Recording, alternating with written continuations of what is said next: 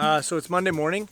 We had a major storm on Priceless Farms last night, and luckily nobody's houses collapsed, although it felt like it was going to. It was really, really strong winds.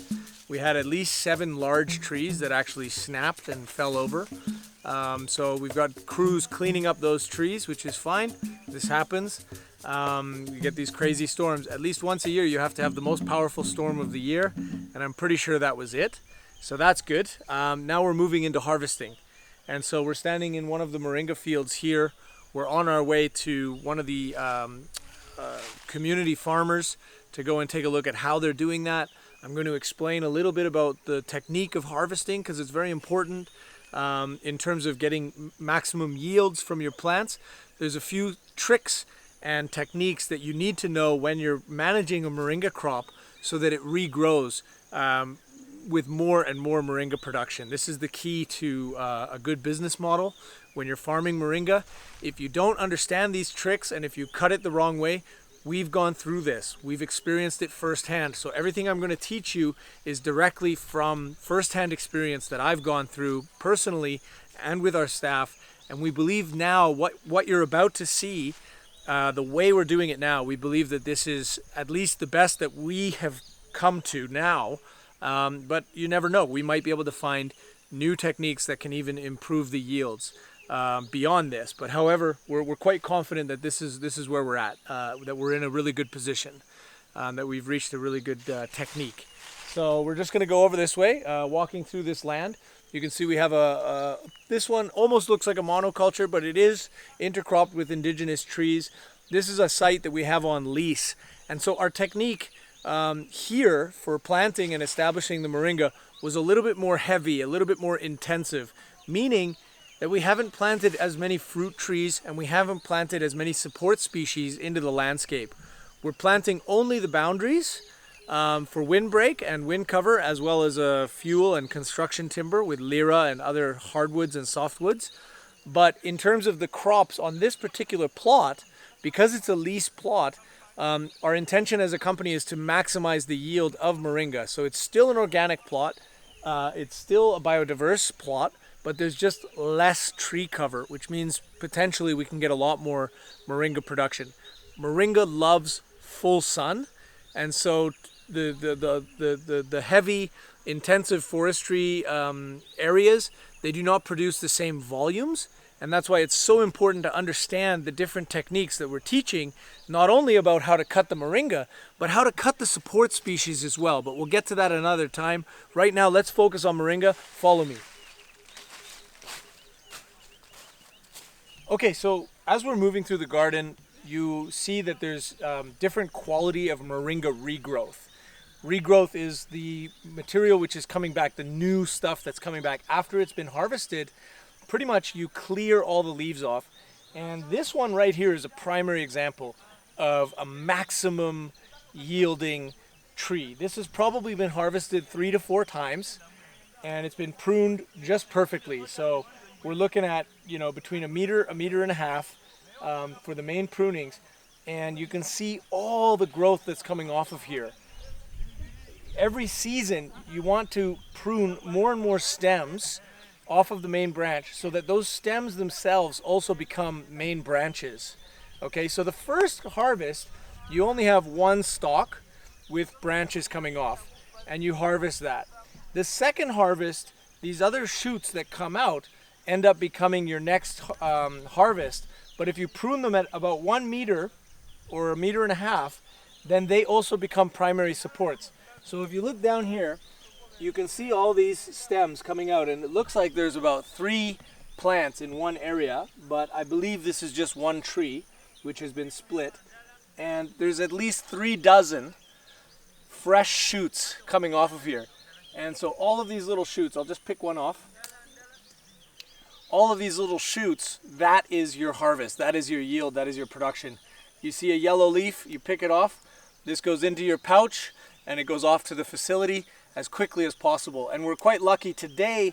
This harvest is going to be really, really nice because last night we had a storm that was a sustained storm for at least 8 hours of solid, heavy rains and winds. So this is as fresh as it gets. You literally cannot get fresher Moringa than this. Perfect for a morning snack.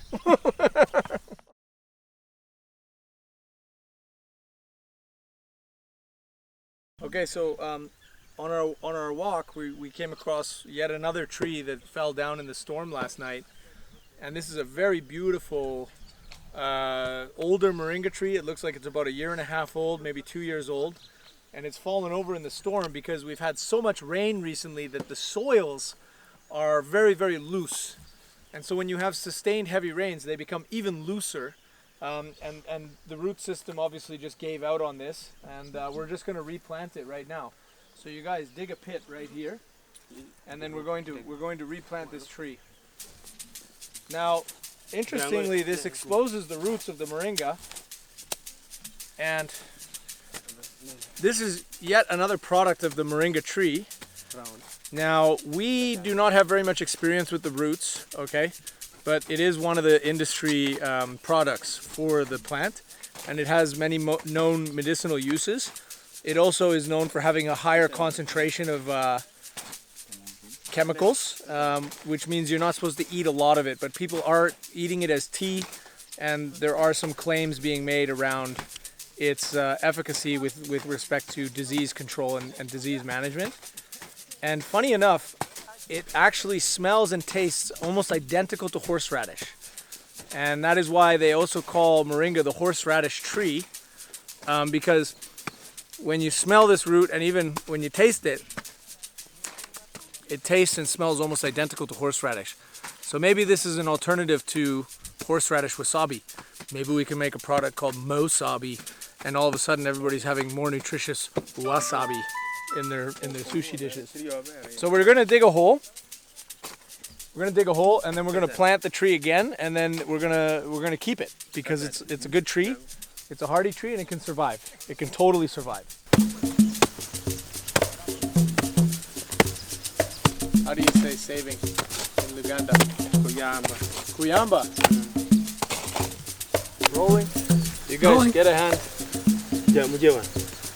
1, 2, 3, up!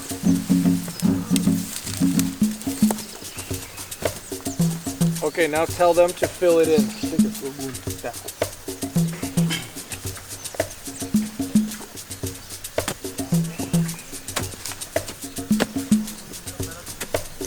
So keep filling until the soil comes up to here, right?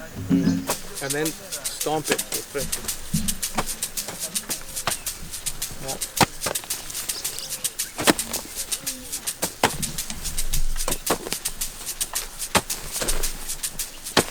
Now press it down with your feet.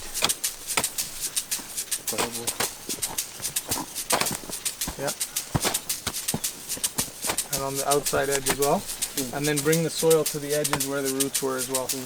Okay, 5 more minutes. 5 more minutes and you're done. Okay, so here I'm with one of our farmers. His name's Ibaba. He's a senior farmer. He's an excellent agricultural farmer. He plants amazing rows. He manages his crops really well.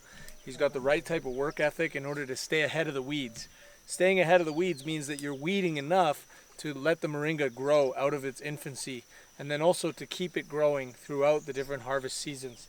So here he has his little simple tarp that he puts on the ground. He has a very clean sack, brand new sack, and then he's harvesting the moringa, just the leaves that we want. If you can see inside there, he's getting only the green leaves, and so he's going and he's just picking them directly from the stems. Some people will go and they'll harvest the whole stalk for speed. What we're really going for on Priceless Farms is quality, and so we're picking only those that have absolutely no yellow leaves. This saves us a lot of time. As you can see, the crop has a lot of yellow leaves right now because it's overgrown. Okay, we didn't want to harvest because we were still working on our drying facilities, so we weren't ready to harvest. So we said, you know what, let it grow up. Let's pick the perfect leaves, take just the top ones basically, and then we'll do that. And then as he's finished, at the end of the day, he'll come with his panga or his machete or his knife, and he'll cut them and prune them exactly the way we want them to, and he'll knock off all the lower branches, and that will reset that area of his crop to begin that growth process again. And so right now I'm just going to send him on his way because they're waiting for Moringa down at the facility. But you can just see how easy the job is. And if you're a small family, if you think about this from the family perspective, if you're a small family depending on agriculture, Moringa gives you 4 to 5 harvests a year in tropical climates where you get 2 rainy seasons. And we've gone even further, and we've added irrigation systems on the site. So we're expecting a minimum of 4 to 5 harvests every year here, static. And so here, hold on, Ibaba, let me see. Let me see. Good stuff, man. Thank you. So you can see here, it is absolutely pristine Moringa, and he's picking only the freshest, cleanest leaves. There's very, very few yellow leaves, like you'll see here. There's one yellow leaf here, but the percentage of yellow leaves is well below 2%. And this is what's going into our facility. This is what's turning into the powder that we're selling onwards to all our different buyers. And we're going to maintain that quality throughout the lifetime of this farm. We're going to keep producing the highest quality Moringa in the world, and just keep our quality control measures as high as possible and improve over time with organic fertilization techniques and good irrigation techniques, and of course community management techniques. So Ibaba has a nice house here. He's been with us for about 3 years. He's been through all the tribulations and the trials that we've been through before we found the market for Moringa. When we were growing staple crops, we went through about 4 or 5 drought seasons. So he knows what it's like to have crops like maize and beans and other things which die off, where you don't get any income at all. Moringa doesn't do that. Moringa is one of the strongest plants in the world in terms of climate resilience. So when we get a drought season, you don't lose the crop. You get a lower production, but you're still getting those harvests. Okay, and so you're spreading out the money, and you're getting much more money. At the rate that we're going to pay farmers like him who live off of our land, in order for us to get outgrowers. Now these are what we would call ingrowers, okay? This is our cluster farm model. The cluster farmers, or the community farmers who are with us now, they're inside the corporate system. But when we go and we want to expand production beyond our boundaries, we start to get what's called outgrowers. And the price that we believe we're going to be able to pay for this maize on a per kilo basis is almost 18 times the value of maize. So just think about that. Traditionally, if you're a family who's dependent on maize, which is not drought resistant, and often you're losing your whole crop, whether it's to pests or to climate or to all kinds of different problems, you're getting 18 times less than Moringa, which is giving you a stable 3, 4, or even 5 harvests a year, depending on the weather. And guess what? It's actually producing as much or more than maize, and you don't need chemical inputs, okay? You can grow Moringa. All of our outgrowers will have to do it organically, but you can grow it with locally sourced manures, locally sourced green manures, and there's all different types of techniques that we're going to teach them to give and produce the highest quality, high yielding Moringa crops. And this is how we're taking people out of poverty, and Moringa is just the beginning. We can intercrop Moringa with so many different crops. So this is a beautiful thing. We've reached the stage now where we have a production facility. We're saying, bring it on, guys. Let's take this in and let's produce some serious cash flow, some serious revenues, and then start to expand that system out to the greater region. Okay, so here is a freshly harvested, overgrown Moringa. So as I mentioned, and as you can see, this Moringa has grown too high, and that's because we weren't ready for harvest. So aside from that, we see that there's a lot of yellowing leaves. You can also see a lot of the yellow leaves have fallen off. Okay, so what's happened is Ibaba, who's the farmer who owns this garden, he has come along and he's picked just the tops. So you can see 1, 2, 3, 4, 5, 6, 7, 8, 9, 10, 11, 12, 13 little perfectly green leaves being taken off, and he's left the rest on the plant. Okay, so stage 1 of harvesting, he's picking off all of the leaves. Now some people will come and they'll harvest the whole thing exactly where they want it to be, and they'll take big bundles. And for us at this time, we're deciding to do it a little bit more sophisticated because we don't want these yellow leaves. We don't want to have to deal with these in our facility. And so we've decided that our favorite cut is basically at waist level, okay? And because we're dealing with all different types of educational backgrounds, and we have over I think there's about 9 to 12 different tribes living together on our farm, we try to use the body as a measurement tool, keeping in mind this is different for everybody, but we say generally between the belly button and the waist, okay? So that kind of gives us a good range. So I have my knife here, and they use machetes. Knives are really good because they're smaller, they're easier to work with. And we're gonna cut upwards, okay? If you're cutting down, what ends up happening is, and I'll just try to give you an example, you can get a running bark, and you don't want that, okay? So if you're cutting down, sometimes this is gonna happen, and that's not good. So you wanna cut up like that, okay? And now this is exactly at my belly button level, okay, which is quite good. All of these little notches here, even when I pull this one off, right from where I pulled it off is where you're going to get a new shoot, okay? And also, by cutting it at this height, you don't want to go lower. We used to harvest very low. We said cut it at knee level. And what we've discovered by trying different heights is when you cut it at knee level, it takes much longer to start to regrow. And the theory that we have there is that there's a lot of nutrition in the stem and in the plant. So the less stem that you have, the less nutrition you have to reset and restart that new growth. So we've been now moving to cutting it at waist level. Now notice this branch here is becoming another main branch, okay? So I'm actually gonna keep that one there. And this has 1, 2, 3, 4 notches, okay? Now maybe only 3 of those will go because this is gonna dry up, but this is now 3 more. And so that's where you get that sort of fingered effect where it's now producing more and more each season. And I'm gonna do the same to this branch. Right below, notice that I cut it right below the last living branch, which has yellow leaves. This is good mulch. So this is going back down to the garden. You could also feed this to your chickens. You can also eat this. This is a great home product for the farmers. So this is a lot of moringa. If you look at the crop, all of this has just been harvested. So there's a lot of extra material here which can be used. And we can also decide to process this very rudimentarily. And they can add it to their chickens. They can add it to your pigs, your goats, your cows, your fish, whatever it is. Moringa is useful all around on the farm. Okay, so I've cut my lower 3. They're all generally in the same range.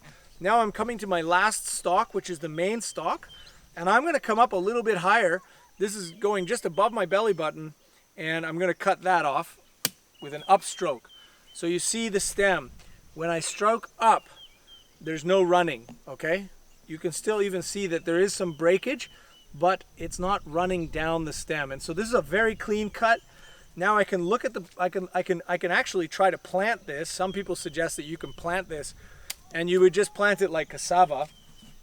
I'm not gonna go all out, but there's the idea of that. And now I'm just gonna look at the tree, and remember this all takes 5 seconds, 10 seconds, okay? So I can move on to the next one. That one's done, this one, done. Okay, so there you can see, we just finished cutting 3, and they're looking good. Even you can see this one here is already sending up a new shoot. I don't know how well you can see that in the video. I'm trying to use my leg as a contrast. And so if you look at this moringa here, you're going to get shoots coming out. Typically the shoots start about 30 centimeters out of the ground. So I'm thinking there's going to be at least 25 new shoots coming out of these 2 stems. You can see this one is a single stem. Okay, so that's the first time this one has been harvested. Now this may be the first time this one was harvested too, but by the way that it was growing in the very early stages, sometimes when they're young, the tips get broken off by wind, by people's feet or legs, or even, you know, dogs or animals that are moving through the landscape, or during the weeding process, you might hit a bush, and, you know, so this one made its own branch early on as in its seedling stage. and this one was growing all the way up. So now this one is stage 1. This one is also stage 1, and this one here, it has 4 stalks now. So if you count, we have 1, 2, 3, 4 stalks. Look at this, a praying mantis just eating the fly. Right here where I am, the praying mantis is eating the fly. Can you zoom in on that? I'll put my shirt as a backdrop. Look at that, that's beautiful. This is biodiversity at its max. Small is big, you know, and this is the big thing about organic agriculture. If this was a crop that was sprayed in chemicals, you wouldn't see the fly or the praying mantis. And this is a baby praying mantis. Can you see him? That was interesting. You know, I was just saying that because this is an organic crop and an organic farm, you have all this biodiversity and you're just seeing it on the plants. You're surrounded by bugs, you're surrounded by insects. This is a very good thing. This is what you want on a farm. As long as you're keeping a balance between your crop and those bugs, you're getting so much fertility. When he's done eating this fly, it might not seem like much, but he's dropping it on the ground. And even the praying mantis might also get killed, and he's also going to drop on the ground. So when you think about plants and you think about food, what you're actually getting is, you know, the apex predator is the tree. The apex predator is the forest. And in this case, we're eating the forest, we're eating the tree. The tree is the food. We're eating tree leaves in Moringa, and it's feeding off of all of these nutrients, and those nutrients are coming from those insects, from this life and death struggle that's going on with all these little bugs. And we made the big mistake as humans to start to think that we're separate from that. We're not. We are completely almost identical to this fly and this bug trying to survive on this plant, on this little planet of ours. And the more we realize that we're part of that web of life, the sooner we're going to fix the way the world is going right now. So there's a quick little segment there. Hope you enjoyed it. We're going to go and do some more. Stay tuned. Okay, so here we are. We're going to clean this crop. You can see that the top sections have been harvested. There's new shoots coming. And this is a unique one because it's already very low. And so I'm actually not going to cut this one. But what I do need to do is get rid of all the lower branches that have already lost their leaves, okay? And this is very similar in a floral shop. When you remove dead flowers or branches that are dying, you encourage the new growth to come along. So I'm just going to whip them down. It's just like a downward whip action, and they just pop right off, okay? These little branches. And so there's anything with yellowing leaves, these older leaves, we don't want those. We want them to go back down to the ground. You feed them to the bugs, and lo and behold, you can see the new growth is already coming. So this is what we're going for. The new production is coming out of each and every shoot, and the plant will continuously do that. Some people say 10 years, but we'll probably replant every 5 years. So now it's already at the right level, and I already see the shoots are coming up. So I'm going to leave this one, and this is all fresh growth. This one's a little bit old. Oh, see, I ruined that whole stalk. So I'm going to come where it was ruined, bent over that means, and I'm going to cut up, and now I have a lower one. That's fine. It's going to regrow. It's going to give us good production. This one as well, overgrown, much higher. I'm going to have to cut it, and I'm going to go right, this one, I'm going to go a bit higher because a lot of these stems here are looking really good. So I'm going to cut them and keep this one a little bit higher. I do downstrokes sometimes because I have an extremely sharp knife. Okay, so now I'm going to clean it. Clean off all the yellowing older branches. And you can do this with apple trees in the tropics. You can actually take off all the leaves on an apple tree and it thinks it's winter time, and then all of a sudden when it grows back it'll put the flowers on and you may get apple production. So there's 2 different trees, 2 different techniques, but it's okay because I'm going for production and I know this is going to produce very, very well. And it's okay to be a little bit higher. It's okay to be higher and out of your range. Okay, because next season, this is going to branch out from here and then I can bring it down. I can chop off from here and I still have the extra branches. But what I really want are these secondary branches, because it's these secondary branches that are giving you that much more yield, okay? So I'm going to keep coming through here. Cut this one down. This one can come down. This one. This one. That was 2 at once. And again, these can all be planted, so we're going to start trying that out during the rainy season.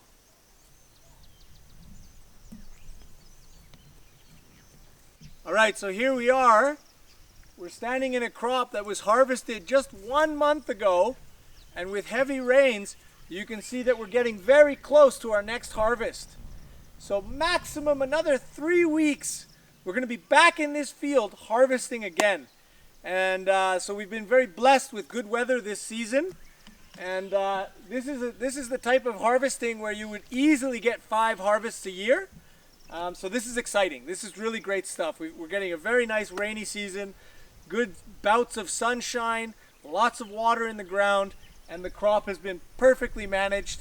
And this is what you want to see about 1 or 2 months after you've done an initial harvest, is this beautiful, lush regrowth. So that's the beauty of moringa. It's a sustainable, continuous, how do you call it, renewable resource. And so there you have it. This is our moringa in transition to more harvest. Yeah. Rambling. All right, so right here you can see on our border, we've planted lira trees. These are now about 6 months old, these ones. And so they're going to grow up and they're going to create a little bit of a shade belt. They're going to create a windbreak for this moringa crop here. And they're also a valuable resource because we can use them for light construction, craft timber, and also firewood over the years. And they also need pruning. So this one, it has 2 growing out of 1 location. So I'm just going to cut the smaller one, just like that, and put it on the ground. And that's going to give you more production out of this one. And I can also just prune this up because we do want these to grow nice and straight. So I'm just pruning it up a little bit, and I can do the same to this one. It's sending out a big lateral branch here. Well, I don't want that branch. It's going to misshape the wood. So I'm just going to cut it up and then give it a light little haircut. And there's your border planting. This is the lira tree. Beautiful species of tree. To me, the lira tree, Milia volkensi, or Milia volkensi, I kind of have trouble with that name, but we call it the lira tree here. Extremely fast growing hardwood. It's just on the cusp of the hard and soft woods, but it's leaning into the hardwood category. Absolutely drought resistant. It's one of the most drought resistant plants I've ever seen in my life, and it produces a very nice little heartwood, which is really strong when you leave it for a couple of years. In a very short period of time, it produces really good pole wood. It's decent firewood for home cooking. It doesn't have the best smell, so it's not really promoted as that. But this is just a beautiful tree because you also, unlike eucalyptus and other crops, you don't have to spray it with pesticides. It's a natural tree of Africa, and it is absolutely resilient to pests and really harsh weather. And we're also witnessing now that it can actually handle flooding as well, because we have a lower acreage where it's been flooded, but that's another segment. Lira is our favorite tree outside of moringa for all those benefits, all those reasons. It's another one of those plants that just has so many benefits for us. And so we plant it everywhere and everywhere we can. Okay, so here we have some of our farmers' children, what we call bavubuka. And you can see them moving throughout the landscape, and they go into the various areas where there's local herbs and weeds growing, and they eat this. What did you call it? Mutere. So this one is called mutere. So anybody from Uganda who knows that, you know what this is. But these young boys are now taking this to mom. You're taking it to your mom? And she's going to cook it for them. And that's another example of the type of health benefits that are taking place on the farm.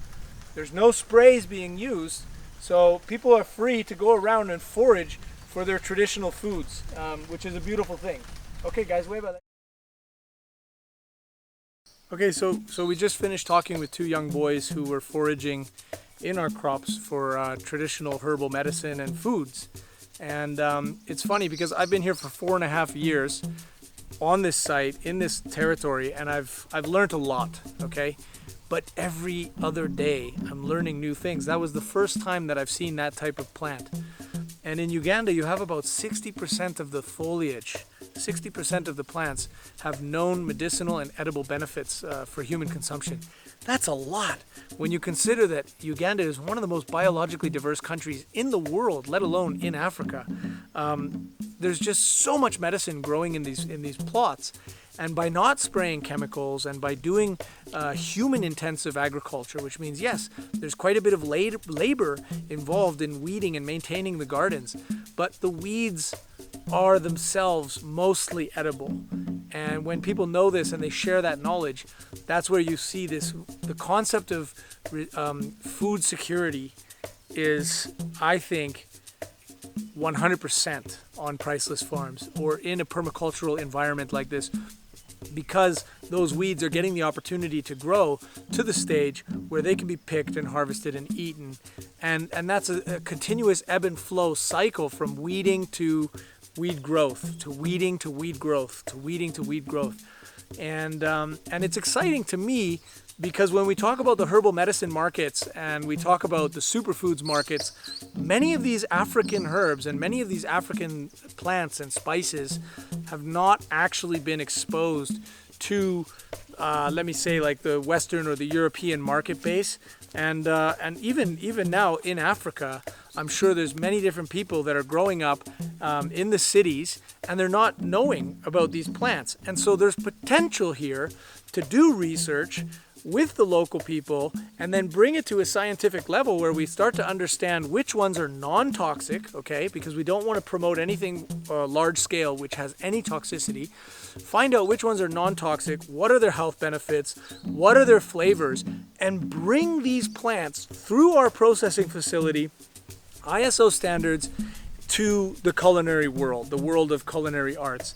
Africa has a treasure trove of plants that are yet to be discovered by all these different culinary arts out there. And so that's really exciting because this is something that as we stabilize as a company and we become more financially stable, we can start to explore new products like this and go into that real discovery mode with the local people supplying us with that initial information. And each and every one that we discover and bring to market is going to increase their income because they are the ones who will be cultivating that when we find a market for it. Hallelujah. Look at this tree. Look at this.